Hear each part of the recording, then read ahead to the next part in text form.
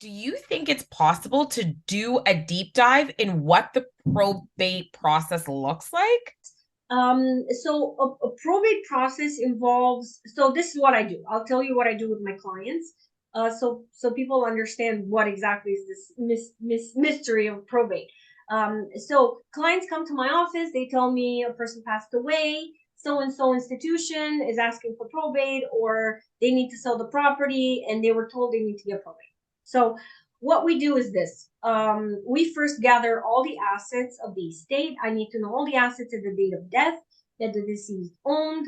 I ask for the original will, original death certificate, and I start the process of putting together the forms that fill in the application for certificate of appointment. So, and it asks all kinds of information. So I usually give a questionnaire to my clients to fill out, which gives me all the information that I then input into those forms. And it's all kinds of information about the deceased, about the people, the executors that are applying, about who the beneficiaries are, if there's any minor beneficiaries, incapable beneficiaries, etc. So all of this information that I get from my clients, I gather it all together and I input it into this one application. Then I tell my clients that they need to prepare a check for the state administration tax.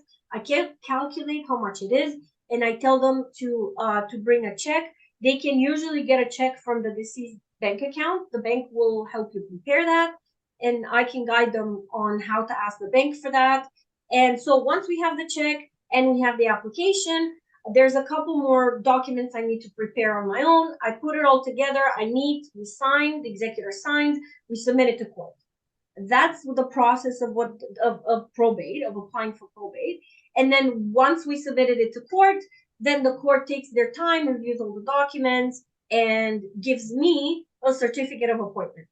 And right now, certificates of appointment can actually be issued through email. So the original is actually issued in virtual copy, and it's signed electronically. So it's an electronic certificate, and it cuts the time of mailing. So the court doesn't mail me the certificate anymore; they email it to me. So it cuts that 2-3 weeks of transit, which is great.